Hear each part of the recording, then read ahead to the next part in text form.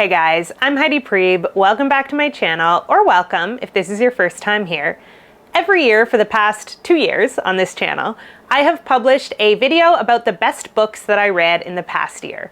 So I did my favorite books of 2020, my favorite books of 2021, and then at the end of 2022, I finished writing my dissertation and did absolutely nothing for the rest of the year.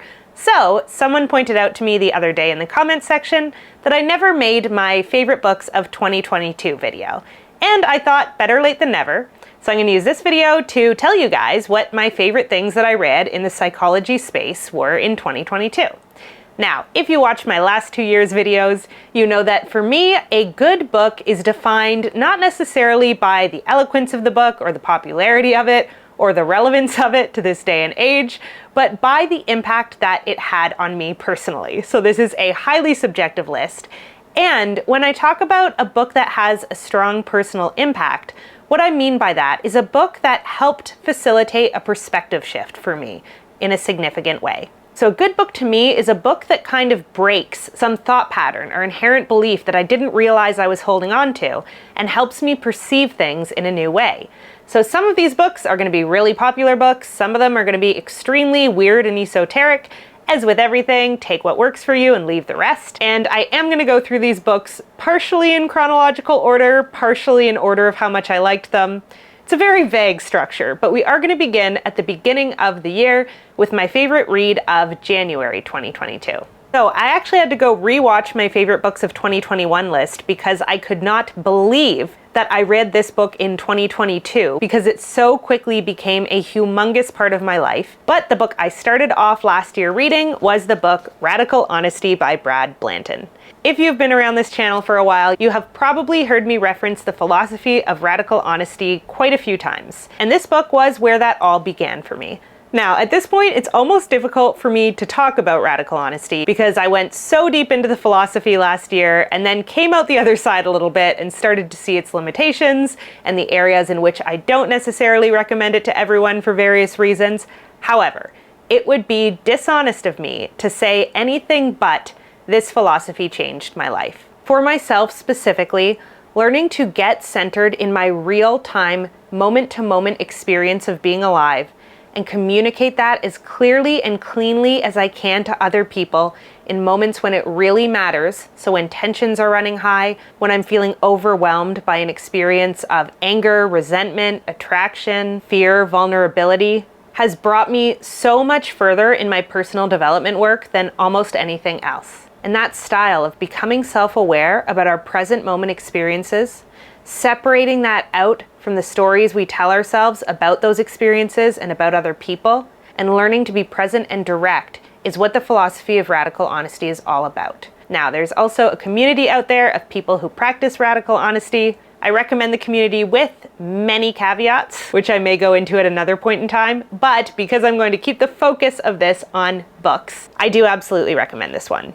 It is written by a man who was a psychotherapist for many years, and he observed over the course of his practice that the extent to which people got better in their lives seemed to be strongly correlated to how truthful they began being in their day-to-day lives. So he wrote a book all about it that you can check out if you would like to learn more about this philosophy. The author is named Blanton. I think that there are significant blind spots in this philosophy, mostly related to him not particularly acknowledging the position of privilege he is in, which is unfortunately often something that personal development communities struggle to incorporate if their philosophy is one of self-responsibility. Social responsibility can go out the window a little bit, and so I encourage you, if you pick up this book and get into the practice, you take certain things with a grain of salt. However, overall, again, I would be lying if I told you anything other than the philosophy of radical honesty has changed my life, and this book is incredibly worth a read.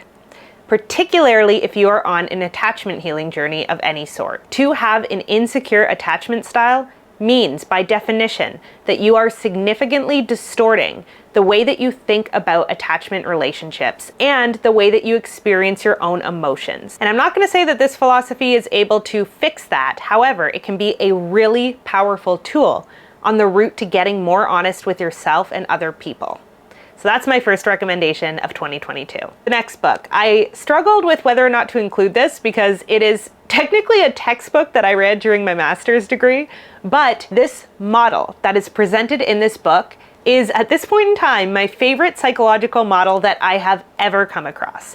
And that is the dynamic maturational model of attachment. And a book that outlines it well is the book Raising Parents by Patricia Crittenden. So it was a textbook for me while I was doing my attachment theory and research degree, but if you happen to be a giant nerd, it also has incredible information within it that I imagine most people who are interested in attachment theory would take well to. So to give some background on this theory, first of all, there will be a day where I will publish hundreds of videos about the dynamic maturational model of attachment.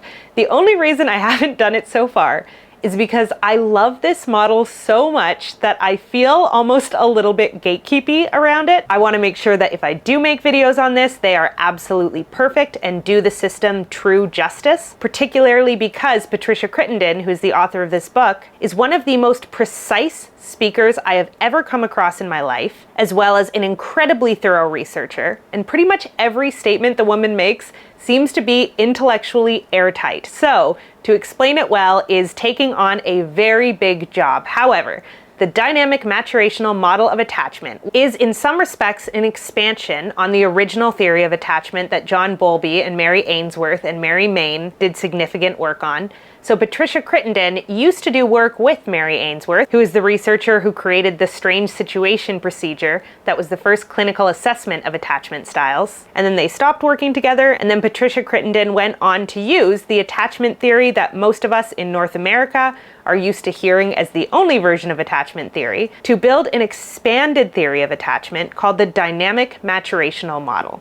The dynamic maturational model of attachment is different from the traditional model in many ways, one of which is that it looks at how attachment changes and develops over the course of our lives. So it takes into account which attachment responses we are capable of having at which stages of our development, and why we adopt the attachment strategies we do at different phases of our lives based on the context of our lives. I'm going to not go too much more into detail because I could spend the next several hours explaining this model to you. However, if your interest is piqued, this is a phenomenal introduction to the model. It is a little bit dense. It's written in a very academic way. However, it's also pretty accessible. She uses stories and anecdotes to highlight the points, and it's a great starting place if the dynamic maturational model is one that you are interested in familiarizing yourself with. Next favorite book of 2022 is another very hefty one, Coping with Trauma-Related Dissociation by Suzette Boon, Kathy Steele, and Onno van der Hart. If you're interested in the concept of dissociation and its relationship to trauma, this is a really great book to start out with, in my opinion. It's lengthy, but it's packed with really great stuff. It has exercises in it, so if you're looking to start working with your own dissociative responses, there is ample opportunity to dive into that. And the thing I really liked about this book was that the paradigm shift it kind of gave me was the idea that you can have phobias of your own internal experiences.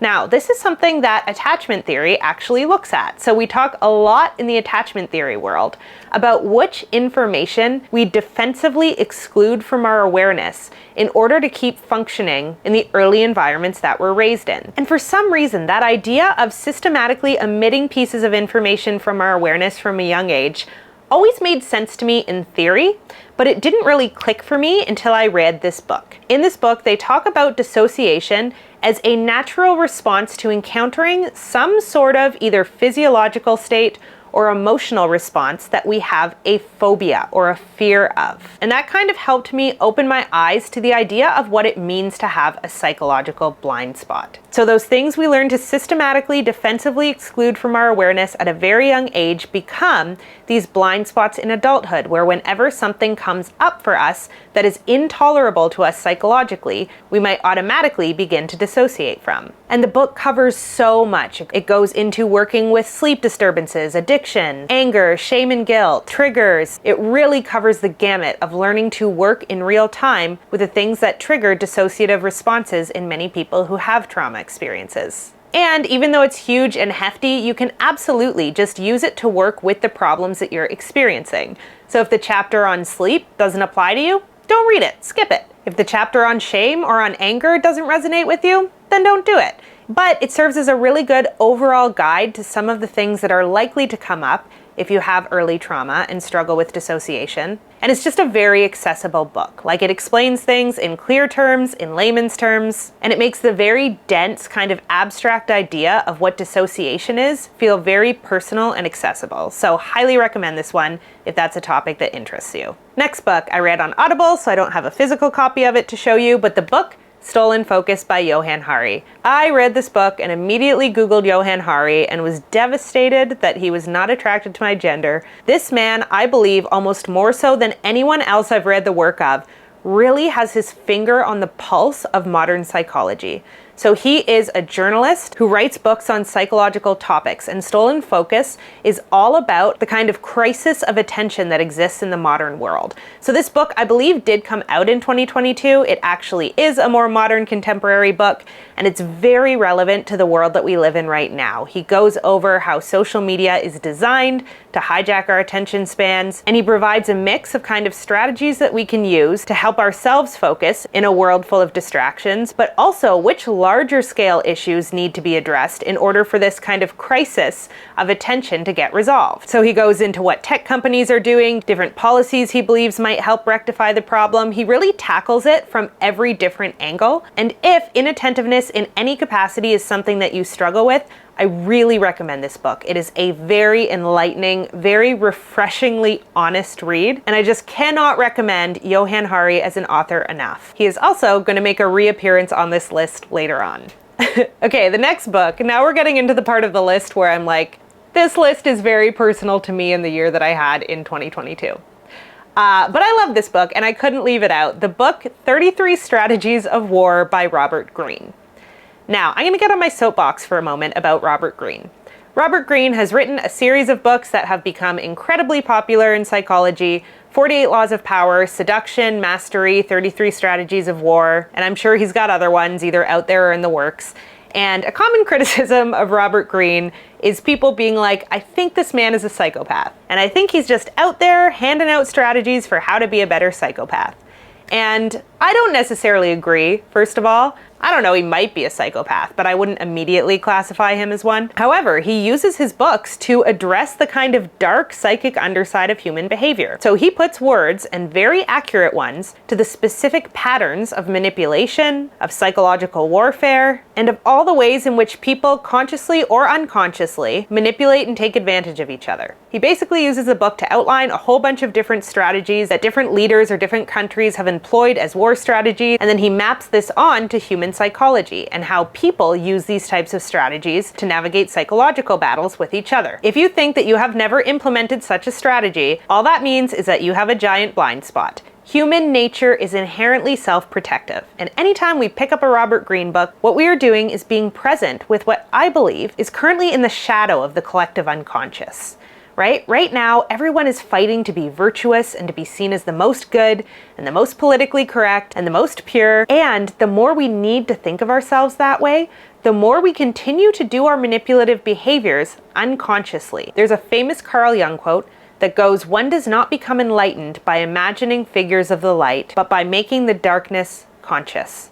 And I believe that we would actually all be a lot better off in the world right now if we would make ourselves a little bit more aware of the ways in which we subtly turn to manipulative tactics, whether that means overtly coercing people to do what we want or convincing ourselves that we have completely pure intentions and have never done anything wrong, and then writing off in our own minds everything we do that is actually manipulative to convince ourselves that we would never do that. Everyone has these tendencies. And the more we make ourselves aware of them and put specific language, at least in our own minds, to the dark side of our own and other people's psychological patterning, the better people we ultimately end up becoming. And the better we are able to protect ourselves from other people's strategies, which are often operating for them unconsciously as well. So if you want to do a little bit of work on your shadow, I recommend the 33 Strategies of War or any other Robert Greene book. And there's an honorable mention that I want to throw out here, and it's going to seem very freaking random in relation to the 33 Strategies of War,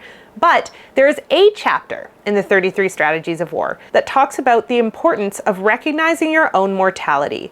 So in the book, Robert Greene suggests doing a death meditation. So the chapter is all about getting comfortable with and keeping in your conscious awareness the fact that you are mortal and might die at any time. And that led me to go pick up another book that I'd had on my shelf for a while and finally crack it open. And that book is Who Dies by Stephen and Ondrea Levine, an investigation of conscious living and conscious dying. And this book is all about bringing the awareness of our mortality and the fact that we are going to die into our experience of day-to-day living.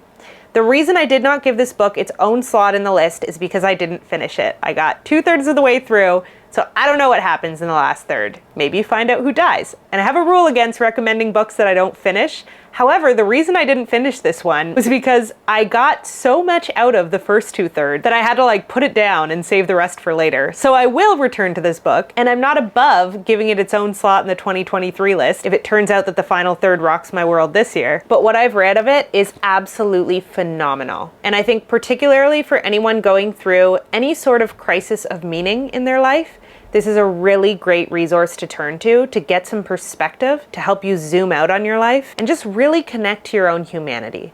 It is very rare for a book to be able to do that for us, but this book does a stunning job of it, and I cannot recommend it enough. So it's sharing spot number 6 on the list with the Psychopathic War Strategies book, because I did not promise that this list would make any sense. Spot number 5 is the book The Comfort Crisis by Michael Easter.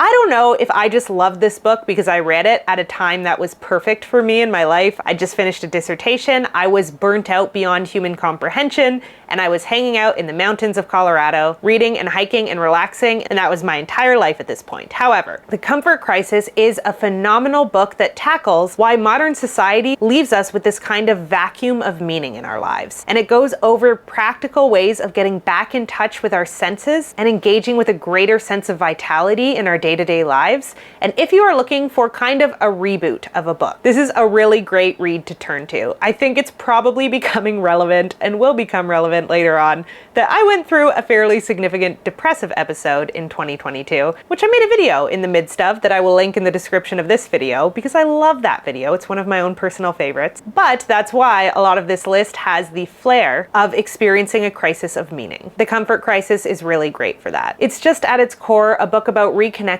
to our own humanity and cutting through all of the noise of day-to-day living in modern society and remembering who we are on an instinctual, emotional level and how to live with more awareness of that in the real world. And he weaves it into this cool story about his own foray into the wilderness, which just helps drive the points home in an interesting way. Book 4.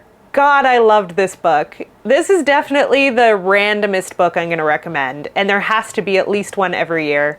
But the book Hot and Heavy by Judi Hollis, Finding Your Soul Through Food and Sex. So Judi Hollis, if you have watched my previous videos, you will know has had an extraordinary impact on my own journey and my own foray into the field of attachment. She wrote a book sometime in the 80s, I believe, called Fat is a Family Affair that was my first introduction to family systems thinking.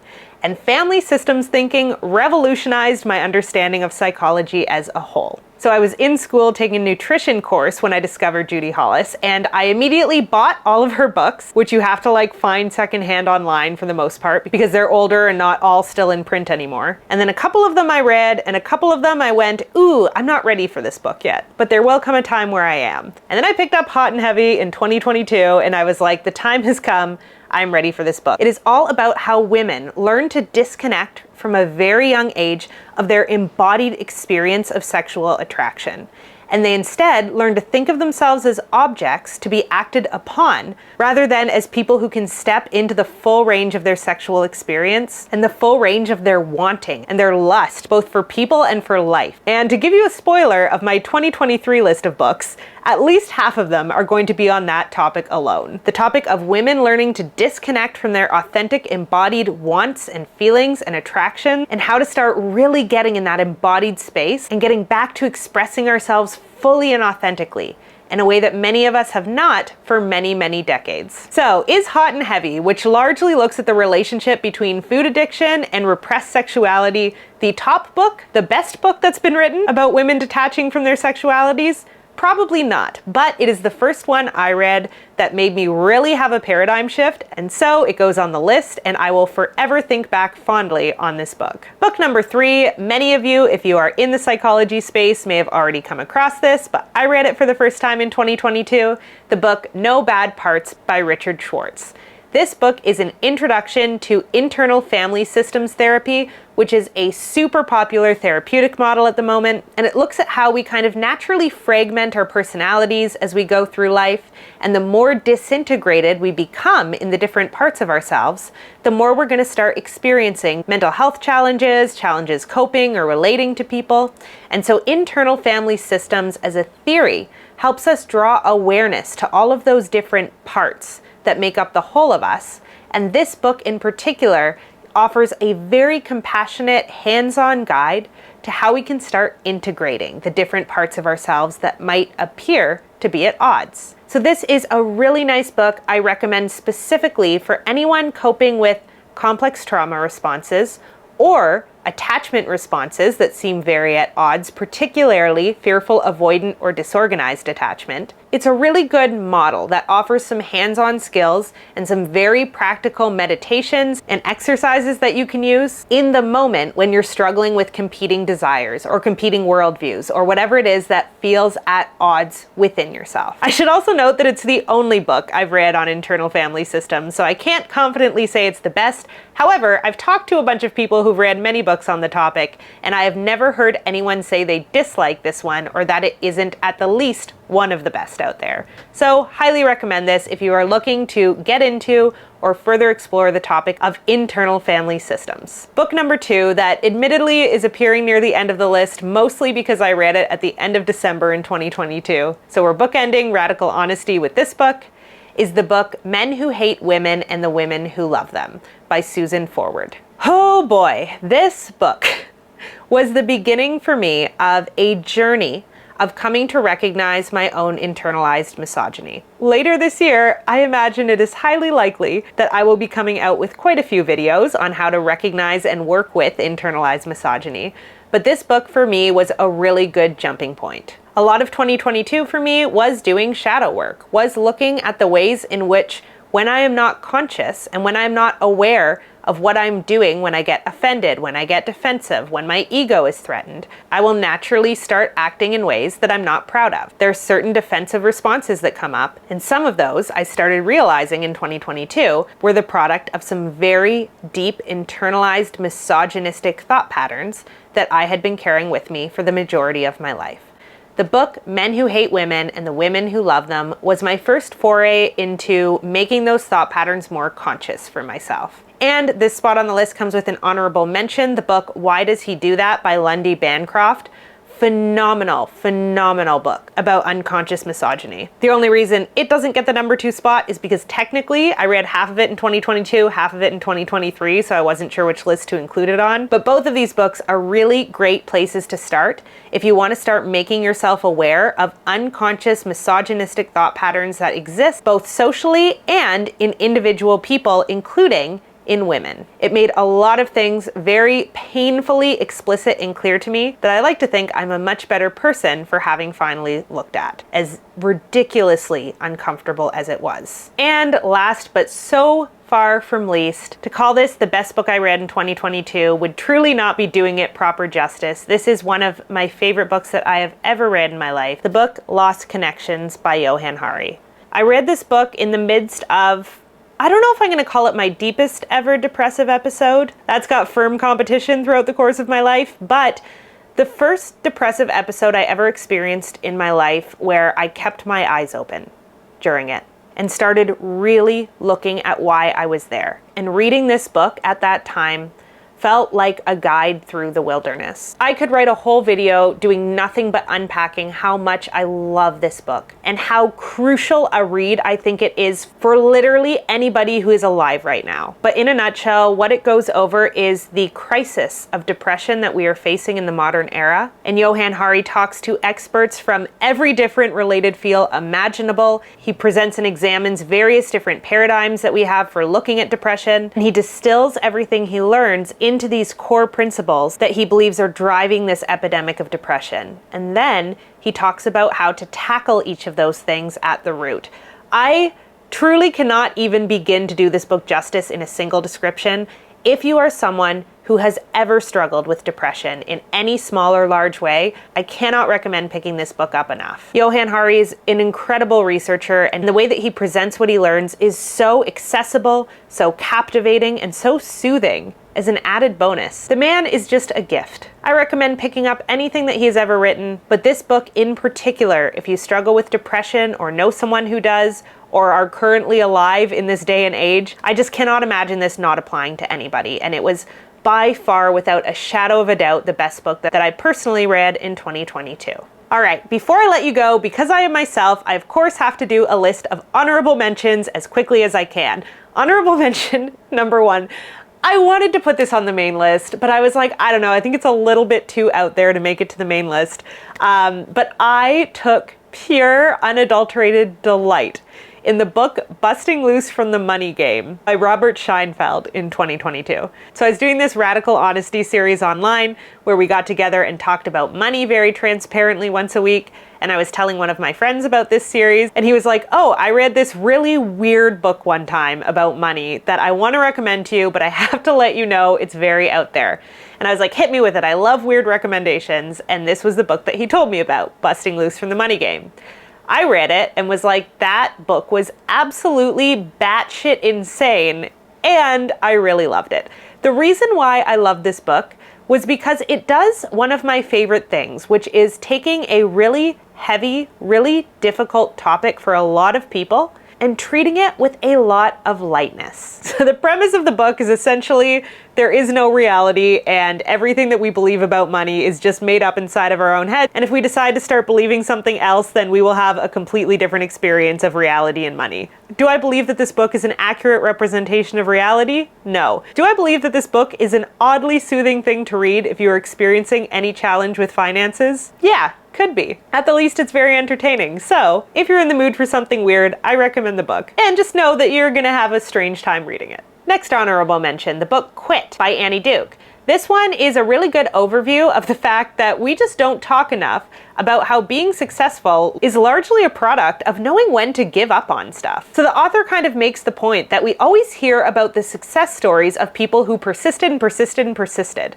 And that happens for various reasons. 1, it makes a good inspiring story. 2, if we're interviewing someone about their success, we are by nature interviewing them about something they didn't give up on. And 3, it's just not as interesting to hear about the things that people gave up on most of the time. However, she makes a really compelling case for not losing sight of how important it can be to notice when it's time to jump ship on something and to make that decision at the right time. If you really struggle to trust your gut when it comes to knowing when it's time to go in any capacity, this is a great book to pick up. Next honorable mention, the book Anxiety RX by Russell Kennedy. Russell Kennedy is an incredible writer. He's very engaging, he's very personable, and he has played a very prominent role in the conceptualization of anxiety disorders. And in this book, he goes over some things that he thinks he didn't get right about characterizing anxiety early on in his career and what he now thinks of it. So in this book, he presents a fascinating paradigm for looking at anxiety through the lens of trauma and early development, and I strongly recommend this book for anyone who struggles with anxiety in any capacity. It is the sanest book I have ever read on the topic of anxiety in my life. So Lost Connections is the sanest book I've ever read on depression. Anxiety RX is the sanest book I've ever read on anxiety. If either of those things are things you struggle with, highly recommend those books. And the last honorable mention I'm going to bring up today, not because I couldn't go on forever, but just because this video is getting very long, is the book A Woman's Worth by Marianne Williamson. If you're jonesing for some more female empowerment after reading Hot and Heavy, this one is a very quick read that is packed with a lot of wisdom from a woman who is, in my opinion, one of the most profound female philosophers of our current time. She presents very deep information in a very accessible and in many cases very lighthearted way. You could read this in an afternoon, and if it interests you, I recommend you do. Okay, that's all I'm gonna say for today on the best books that I read in 2022. There were many more of them, but that was the highlight reel. Let me know in the comments section what books you read in 2022 that you really enjoyed. I love the idea